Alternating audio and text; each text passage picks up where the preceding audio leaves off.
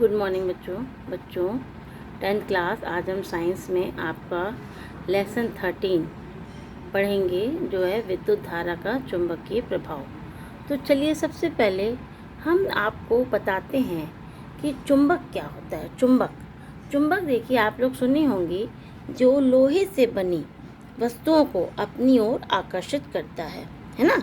चुंबक में ये गुण होता है कि वो अपनी आकर्षण शक्ति के कारण लोहे के टुकड़ों को अपनी ओर आकर्षित करे। इसे हम चुंबकत्व कहते हैं। ये दो प्रकार के होते हैं, प्राकृतिक चुंबक और हमारे कृत्रिम चुंबक। प्राकृतिक चुंबक क्या होते हैं? ये प्राकृतिक में स्वतंत्र रूप से पाया जाने वाला पत्थर होता है। ऐसे कोई ये नेचर में आपको मिलता है, जैसे जो लोहे के टुकड़ों को अपनी ओर आकर्षित करता है। एग्जाम्पल जैसे आयरन ऑक्साइड Fe3O4। दूसरा आपका होता है कृत्रिम चुंबक। इन्हें हम आयरन, कोबाल्ट, इस्पात के द्वारा बनाते हैं, इन चुंबक बनाते, इन धातुओं का हम इसमें प्रयोग करते हैं। अब ये हमारे दो प्रकार के होते हैं, छड़ चुंबक और नाल चुंबक। नाल चुंबक जैसे घोड़े की नाल का शेप में होता है, इसके ध्रुव होते हैं। और ये आपका छड़ चुंबक है। छड़ चुंबक में हमारा दो ध्रुव होते हैं, एक नॉर्थ और एक साउथ। तो देखिए, अब थोड़ा सा हम छड़ चुंबक के बारे में बताते हैं। ये मान लीजिए आपका एक चुंबक है। अब इसके दो पोल हैं, एक पोल होता है आपका नॉर्थ पोल और दूसरा आपका क्या होता है, साउथ पोल। अगर हम इसको बीच से अलग कर दें, अलग करने पे क्या होता है कि इनका जो है पोल कभी अलग नहीं होते हैं। जैसे आपने अलग किया तो फिर ये दो छोटे में बट गया। ये हो गया नॉर्थ पोल, ये हो गया साउथ पोल। और जो ये कटा वो अपने आप ही क्या बन जाएगा, नॉर्थ बन जाएगा और साउथ पोल बन जाएगा। इस प्रकार हम इनके ध्रुवों को अलग नहीं कर सकते हैं। अगर हम इनको स्वतंत्रतापूर्वक लटकाते हैं ऐसे हवा में, तो ये हमेशा उत्तर और दक्षिण दिशा में ही ठहरते। आप इनको लॉक ट्विस्ट कर दीजिए, हमेशा किस में ठहरेंगे, उत्तर और दक्षिण दिशा में ही ये ठहरेंगे। अब देखिए, अगला पॉइंट है कि जैसे मान लीजिए कि अभी तो हमने बताया कि अगर जैसे आप दो चुंबक के नॉर्थ पोल या किसी भी दो चुंबक के साउथ पोल को पास लाते हैं, तो ये दोनों चिपकेंगे नहीं। देखिए, लोहा है, चिपक जाना चाहिए, पर नहीं, ये नहीं चिपकेगा, क्योंकि इसमें आपकी दोनों पोल क्या हैं, समान हैं। तो ये एक दूसरे को प्रतिकर्षित करेंगे। आप जितना भी पास लाएंगी, कभी भी ये पोल आपस में चिपकेंगे नहीं। पर अगर आप इसी प्रकार नॉर्थ है तो नॉर्थ लाएंगी, तीसरा इसी प्रकार अगर नॉर्थ और साउथ लाएंगी, तो ये दोनों आपस में बहुत तेज़ी से चिपक जाते हैं। तो चलिए बच्चों, थोड़ा सा हम इसके बारे में अभी हम आपको बताएं। अब चलिए हम बात करते हैं चुंबकीय क्षेत्र की। चुंबकीय क्षेत्र होता क्या है? अगर मान लीजिए जैसे आपने ये एक चुंबक है, ये आपको एक छड़ चुंबक दिख रहा है, जिसके दो पोल्स हैं, नॉर्थ और साउथ। तो अगर आप कोई चुंबकीय सुई लाती हैं, ये देखिए चुंबकीय सुई है जो हमेशा उत्तर और दक्षिण दिशा में ठहरती है। ये वेस्ट और ईस्ट डायरेक्शन हो गया, ये आपका नॉर्थ और साउथ हो गया।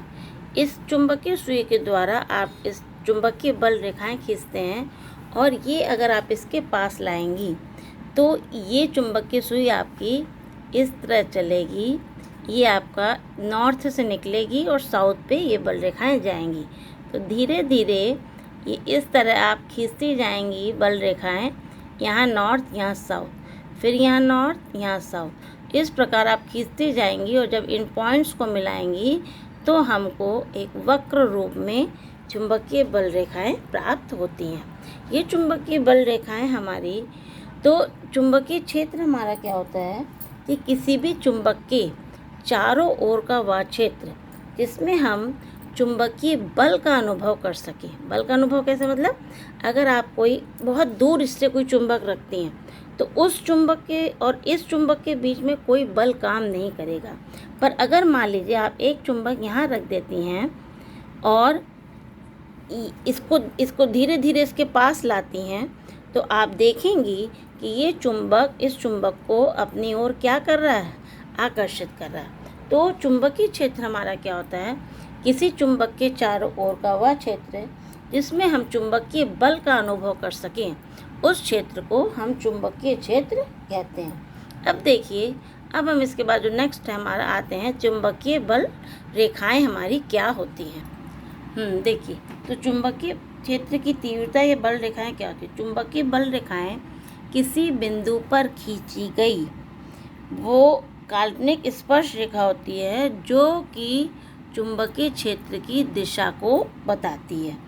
अगर मान लीजिए आपका असमान चुंबकीय बल रेखाओं में क्या होगा कि कहीं पे सघनता ज़्यादा होगी रेखाओं की और कहीं पे कम होगी।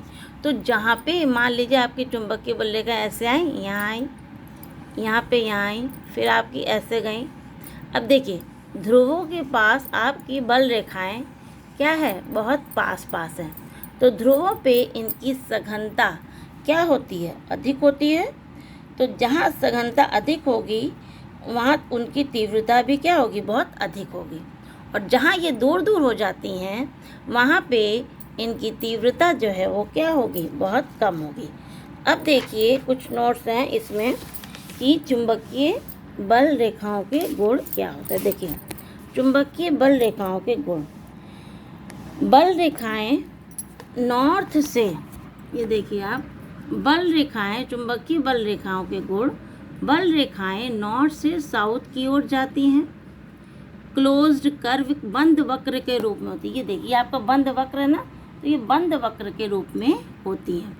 ये बल रेखाएं कभी एक दूसरे को काटती नहीं है। यदि काटेंगी तो कटान बिंदु पर दो स्पर्श रेखाएं होंगी जो कि असंभव है।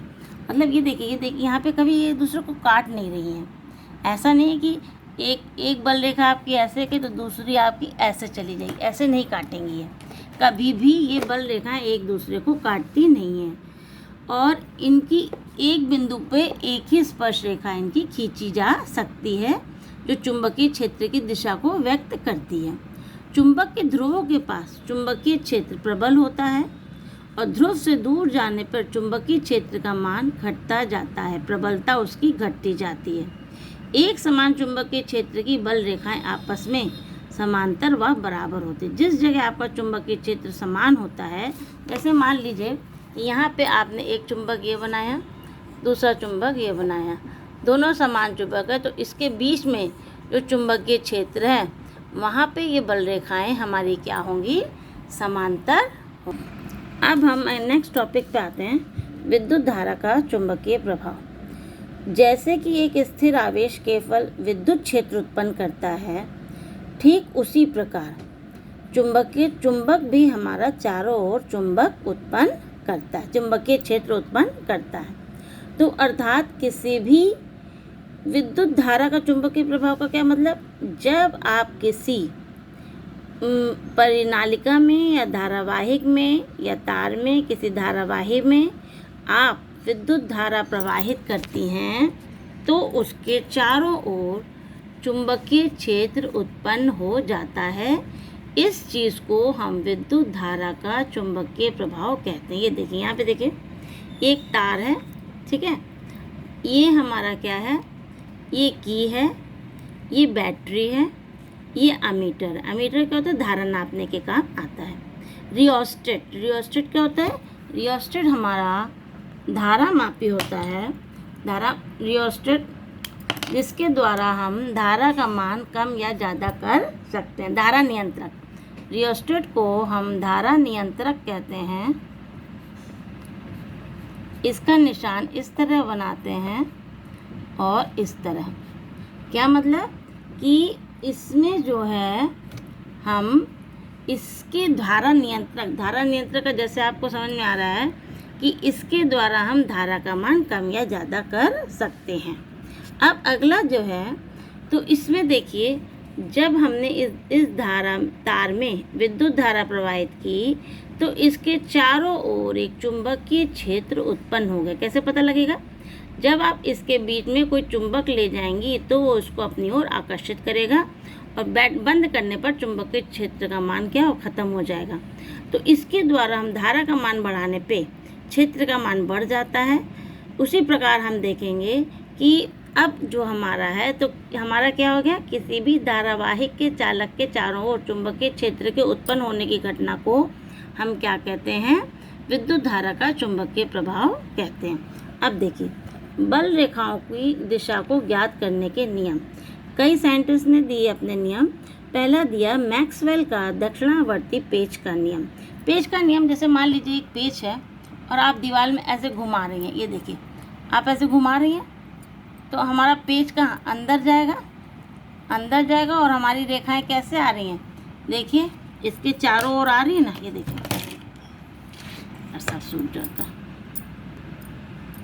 हाँ ये देखिए मैक्सवेल का पेच का नियम क्या है, देखिए जैसे मान लीजिए ये पेच है और आप इसको दीवार में ऐसे घुमा रही हैं, ऐसे घुमा रही क्लॉकवाइज, तो ये क्या होगा, आपका पेच अंदर जाएगा। तो जब पेच अंदर जाएगा तो मैक्सवेल ने ये बताया कि जब भी हम किसी पेच को ऐसे घुमाते हैं तो जो पेच के घुसने की दिशा होती है वो किसकी दिशा होगी, विद्युत धारा आई की दिशा होगी। और जो इसके सामने, इसके चारों ओर जो हम ऐसे घुमा रहे हैं, ये हमारी चुंबकीय बल रेखाएं होंगी। ठीक है, इस तरह ये यहाँ से जाएंगी इसे। तो जब घुमाने में धारा हमारी इधर ऐसे जाएगी आई, और जब हम पेच कोई, अब आप खोलती हैं तो खोलती कैसे घूम, ऐसे ऐसे करती है ना, ये देखिए ऐसे मेरा हाथ देखिए ऐसे घूम रहा है उल्टा एंटी क्लॉकवाइज, और जब ऐसे करते हैं तो ये क्लॉकवाइज। क्लॉकवाइज में पेच आपका अंदर जाएगा और एंटी क्लॉकवाइज में हमारा पेच बाहर आएगा। जब एंटी क्लॉकवाइज में पेच बाहर आएगा तो आपकी धारा भी किधर आएगी, धारा का मान भी क्या होगा, वो पलट जाएगा। ये आई आपका हो जाएगा, धारा का मान भी आपका पलट जाएगा। तो ये नियम हमारे मैक्सवेल ने दिया कि जिस डायरेक्शन में किसी चालक में प्रवाहित विद्युत धारा से उत्पन्न चुंबकीय क्षेत्र की दिशा एक नियम द्वारा, इस नियम के द्वारा ज्ञात की जा सकती है। ठीक है, क्या नियम है, अभी नियम देख लीजिए कि यदि किसी स्क्रू को क्लॉकवाइज घुमाएं तो नोक आगे जाती है और एंटी क्लॉकवाइज पीछे आती है। तो स्क्रू के नोक की दिशा विद्युत धारा की दिशा को दिखाएगी और स्क्रू के घूर्णन की दिशा चालक के चारों ओर उत्पन्न चुंबकीय क्षेत्र की वृत्ताकार रेखाओं को प्रदर्शित करेंगी। ये रेखाएं जो हमारी वृत्ताकार रेखाएं हैं। ठीक, अब अगला नियम किसका आया, अगला नियम आया फ्लेमिंग के बाएं हाथ का नियम। देखिए ये हाथ बना है बाएं हाथ, इसमें ये अंगूठा है, ये आपकी तर्जनी फिंगर है, ये बीच वाली उंगली है, ठीक, और एक तर्जनी उंगली, तीनों एक दूसरे क्या है, लंबवत है। मतलब सबके बीच में कितने का कोण बनेगा, 90 अंश का कोण बनेगा। तो यदि हम अपने बाएं हाथ की तर्जनी, बीच वाली उंगली और अंगूठा तीनों को एक दूसरे की लंबवत रखें तो बीच वाली उंगली विद्युत धारा आई की दिशा, तर्जनी उंगली चुंबकीय क्षेत्र बी तथा अंगूठा चालक पर लगने वाले बल को प्रदर्शित करेगा।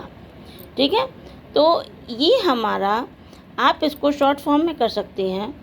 आई को आप अगर लिख दीजिए सी से, करंट से, तो आप उस तरह याद कर सकते हैं। ये सी हो गया, ये मैग्नेटिक फील्ड एम हो गया, तो फादर मदर चाइल्ड ये हो गया। फादर का फोर्स हो गया, मदर से मैग्नेटिक फील्ड हो गया, चाइल्ड से आपका क्या हो गया, करंट हो गया। तो हम अपने ये नियम हमें फ्लेमिंग के बाएं हाथ का नियम था। अब अगला नियम क्या है, दाएं हाथ की हथेली का नियम। दाएं हाथ की हथेली, देखिए ये हाथ है, इसके हथेली के बीच में ये इस तरह अगर हम उंगलियां फैलाएं, देखिए ऐसे फैलाएं हम उंगलियां, तो ये जो उंगली है ये वाली हमारी चुंबकीय क्षेत्र की दिशा को प्रदर्शित करेगी। अंगूठा हमारा आई, धारा आई की दिशा को प्रदर्शित करेगा, और फोर्स जो लग रहा है हथेली पर, ये ऐसे लगने वाला ये फोर्स हथेली पर, ये बल F की दिशा को प्रदर्शित करेगा। तो दाएं हाथ की हथेली का नियम क्या हो गया, यदि हम दाएं हाथ की हथेली खुली रखकर अंगूठे की उंगलियों को लंबवत इस प्रकार रखें तो खुली उंगलियां चुंबकीय क्षेत्र B की दिशा, अंगूठा धारा I की दिशा तथा और F जो है हथेली के बीच लगने वाला बल F को प्रदर्शित करेगी। तो बच्चों आज ये इतना भाग 1 वीडियो हम आपका यहीं पे बंद कर रहे हैं। इसके बाद भाग 2 वीडियो आप अगली बार देखिएगा। तो आज तक हमने जितने नियम बताए हैं ये आप इतना कर लीजिएगा। तो आज के लिए इतना। थैंक यू बच्चों।